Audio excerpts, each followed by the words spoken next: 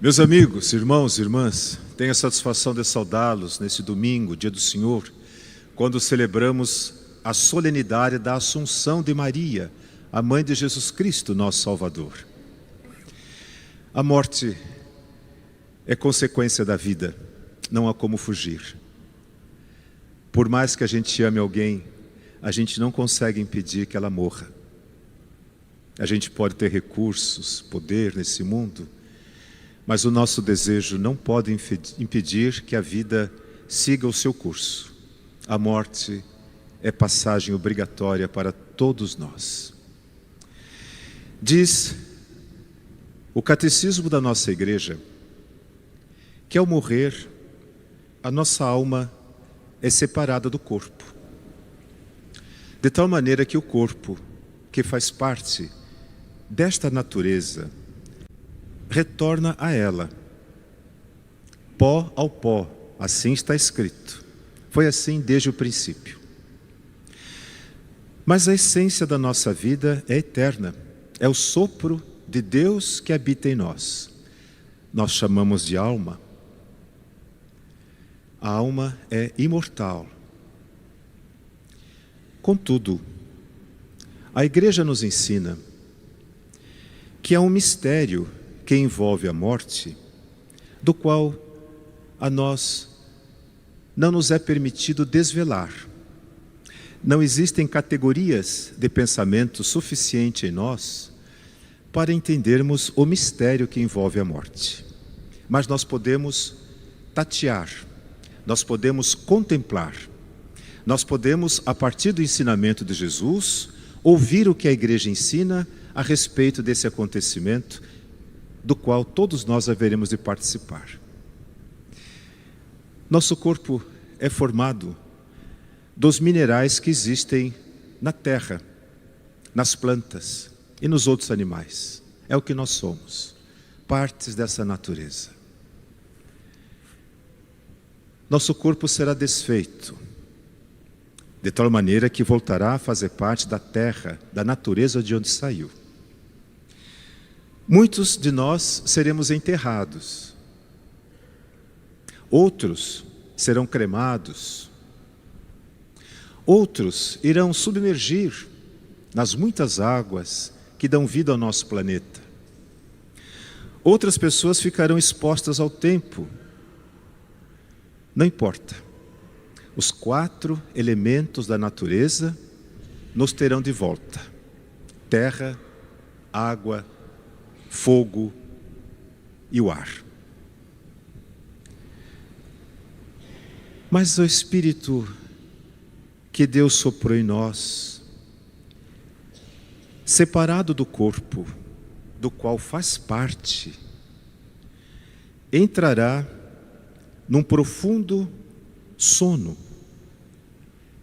e só será despertado pela voz de Cristo no último dia. O dia do julgamento final, quando Jesus nos chamar pelo nome, o nome que Ele conhece, e nós haveremos de ressuscitar, dizem as Escrituras, para o julgamento que virá.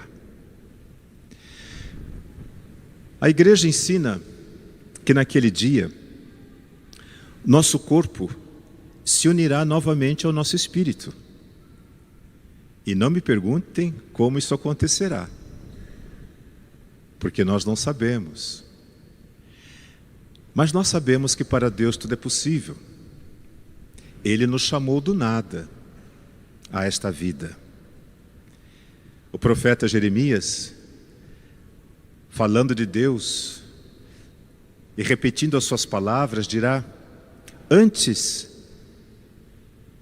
que os seus pais te concebessem, eu já te conhecia. Eu te chamava pelo teu nome. Eu já te amava antes que você existisse. Portanto, só Deus pode criar. Nossos pais nos transmitem a vida, mas quem cria é Deus.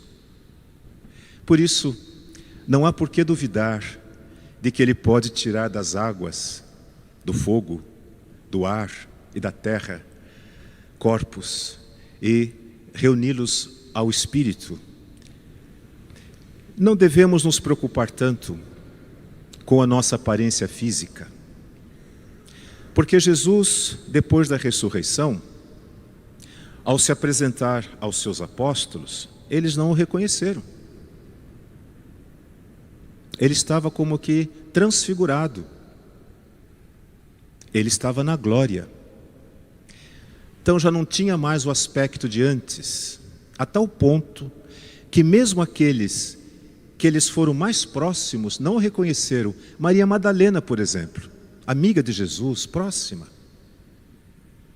Quando ela chegou ao túmulo e o viu vazio, perguntou àquele moço que estava na entrada, ela achou que fosse o jardineiro. Ela disse: tiraram o corpo do meu Senhor, onde o colocaram? E ela só o reconhece quando ele a chama pelo nome. Maria, sou eu. O nome. Ele conhece o nosso nome, sabe quem nós somos. E por isso, naquele dia, quando o nosso espírito for despertado pela sua voz, e o nosso corpo se reintegrar à nossa natureza perfeita e plena, nós teremos a aparência ressuscitada, glorificada, longe das marcas do pecado, dos sinais desse mundo, mas nós seremos quem nós fomos, aquilo que fomos capazes de fazer nessa vida. Nós seremos o bem que realizamos, nós seremos o perdão que concedemos, nós seremos o bem que fizemos. É assim que nós vamos configurando a nossa imagem no céu, a partir das coisas que nos acontecem nessa vida, das provações, das frustrações, mas também das superações, da resiliência, da maneira como nós encaramos as coisas e ressignificamos todas elas. É assim que nós vamos modelando o nosso corpo. Naquele grande dia, quando finalmente, despertados para a eternidade, haveremos de nos apresentar diante do nosso Criador. Então tudo nos será revelado. Então haveremos de dizer: nós, fiéis seguidores de Jesus Cristo, valeu a pena viver. Do jeito que foi a minha vida, com tudo o que eu passei, mesmo assim valeu a pena viver, porque eu cheguei até aqui. Eu amei as pessoas, eu me deixei amar por elas, eu perdoei quem me ofendeu, eu pedi perdão a quem eu ofendi, eu promovi o bem, eu lutei pela justiça, não realizei aquilo que eu sonhei, não me tornei uma pessoa importante, não ganhei na loteria, mas eu fiz a vontade de Deus e por isso estou aqui. E assim nós seremos reconhecidos pelas pessoas que nós amamos, porque estaremos todos juntos na presença de Deus, carregando a essência daquilo que fomos capazes de viver nesse mundo. A palavra cemitério vem da língua grega, que significa dormitório. O dormitório, campo sagrado, onde repousam os corpos dos nossos entes queridos. Cemitério é campo sagrado.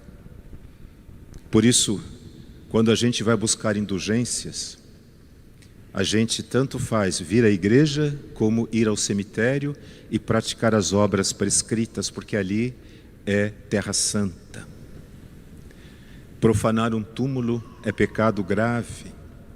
Incomodar os mortos é sinal de maldição. Por isso nós não invocamos os mortos. Nós não acreditamos em fantasmas. Nós não buscamos desvendar os mistérios que a Deus pertence, mas nós os contemplamos, nós reverenciamos, nós participamos deles através da oração. Nós respeitamos aquilo que Deus preparou para nós. Maria, a mãe de Jesus, não passou por esse processo. Tão plena do Espírito ela estava, que viveu neste mundo em tudo a vontade de Deus. E por isso foi achada digna de ser levada à presença dele em corpo e alma. Seu corpo não conheceu a corrupção. Seu corpo não voltou ao mundo natural, mas foi levado ao céu assim que morreu em corpo e alma. Isso é a festa da Assunção de Nossa Senhora que nós celebramos hoje. É um dogma da nossa igreja. Nós respeitamos, reverenciamos e acreditamos que para Deus, tudo sendo possível, Ele quis preservar da corrupção da morte aquela que gerou o seu Filho nesse mundo. Mas por quê? Porque ela foi fiel. Não é porque ela foi mãe de Jesus, mas é porque, tendo sido a mãe de Jesus, permaneceu fiel. Quando Jesus nasceu e ela teve esse contentamento, essa alegria de levá-lo ao templo para apresentar, como era o costume, como era a lei, ela se encontrou com o velho Simeão e com a profetisa Ana, a idosa. Durante toda a vida, os dois pediram a Deus a graça de verem a face do Salvador, mas estavam velhos. A gente, quando conta somente com as coisas desse mundo, também perde as esperanças, a gente desanima, a gente acaba confiando na nossa inteligência, nas nossas capacidades, os nossos recursos. Mas aqueles dois idosos insistentemente pediam a Deus que não os deixasse morrer sem que vissem a realização das promessas, como nós ouvimos nas leituras, que os antigos fizeram. As promessas feitas a Abraão, as promessas feitas aos nossos pais. E naquele dia, Maria entrou com o menino no templo e imediatamente os dois o reconheceram. E na boca de Ana, a profetisa, uma espada de dor vai atravessar o seu coração, a sua alma. Vocês imaginem para uma mãe que acabou de dar à luz, feliz, escutar uma palavra dessa. A espada veio, transpassou o coração dela, mas ela não caiu, não foi ao chão, não se desesperou. Não está escrito que teve um chilique, que ficou histérica, que precisaram socorrê-la. Não, está escrito, ela permaneceu de pé diante da cruz. Por quê? Porque no seu coração estavam guardadas todas as coisas que Jesus fez e ensinou ao longo da sua vida.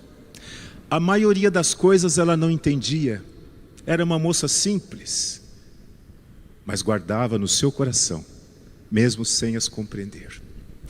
Não é com a inteligência, mas é com a fé que os mistérios de Deus se nos fazem propícios a participar dele. Então Maria, a que acreditou, foi achada digna de ser levada à presença do Criador. E por isso ela se tornou nossa intercessora no céu.